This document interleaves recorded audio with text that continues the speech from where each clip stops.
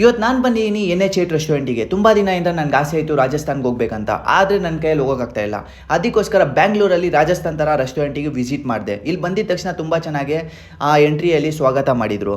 ಆಮೇಲೆ ಇಲ್ಲಿ ಒಳಗಡೆ ಬಂದಿದ ತಕ್ಷಣ ನಾನು ರಾಜಸ್ಥಾನ್ ಬಂದಿದ್ದೀನಿ ಆ ಥರ ಫೀಲ್ ಆಯಿತು ಗೈಸ್. ಅದಾದಮೇಲೆ ನಾನು ಇಲ್ಲಿ ಆಮ್ರಸ್ ಅಂತ ಇತ್ತು, ಆಮ್ರಸ್ ಕುಡಿದ ತಕ್ಷಣವೇ ಮೈಂಡೇ ಬ್ಲ್ಯಾಂಕ್ ಆಗಿಬಿಡ್ತು ಗೈಸ್, ಅಷ್ಟು ಚೆನ್ನಾಗಿತ್ತು.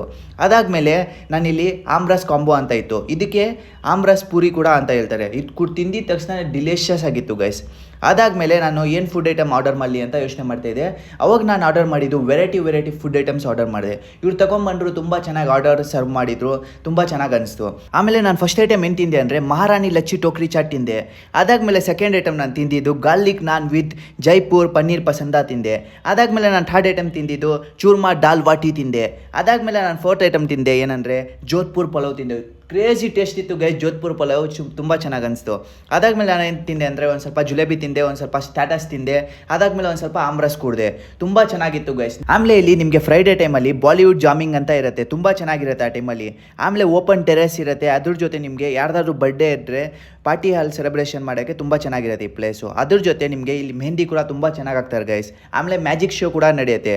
ಅದಾದಮೇಲೆ ನಾನು ಆಚೆ ಬಂದೆ, ಇಲ್ಲಿ NH8 ಸ್ವೀಟ್ ಶಾಪ್ ಅಂತ ಇದೆ, ಅಲ್ಲಿ ಒಳಗಡೆ ವಿಸಿಟ್ ಮಾಡಿದೆ ಗೈಸ್. ವೆರೈಟಿ ಸ್ವೀಟ್ ಐಟಮ್ಸ್ ಇತ್ತು. ಅವಾಗ ನಾನು ಒಂದು ಸ್ವೀಟ್ ಐಟಮ್ ತಗೊಂಡೆ, ತಿಂದಿದ ತಕ್ಷಣ ತುಂಬ ಚೆನ್ನಾಗಿತ್ತು ಗೈಸ್. ನೀವು ಕೂಡ ಈ ಥರ ವಿಸಿಟ್ ಮಾಡಬೇಕಂದ್ರೆ ಇದು ಬ್ಯಾಂಗ್ಳೂರಲ್ಲಿ ಕೂಡ್ಲು ಗೇಟಲ್ಲಿ ಲೊಕೇಶನ್ ಇದೆ. ಇದು ಬಂದು NH8 ರೆಸ್ಟೋರೆಂಟು. ಇಲ್ಲಿ ನೀವು ವಿಸಿಟ್ ಮಾಡಿದರೆ ಕ್ರೇಜಿಯಾಗಿ ರಾಜಸ್ಥಾನ್ ವೈಬ್ ಥರ ಫೀಲ್ ಮಾಡ್ಬೋದು. ಯಾಕೆ ವೇಟ್ ಮಾಡ್ತಾ ಇದ್ದೀರಾ ಗೈಸ್, ಬೇಗ ಬನ್ನಿ, ವಿಸಿಟ್ ಮಾಡಿ NH8 ರೆಸ್ಟೋರೆಂಟಿಗೆ.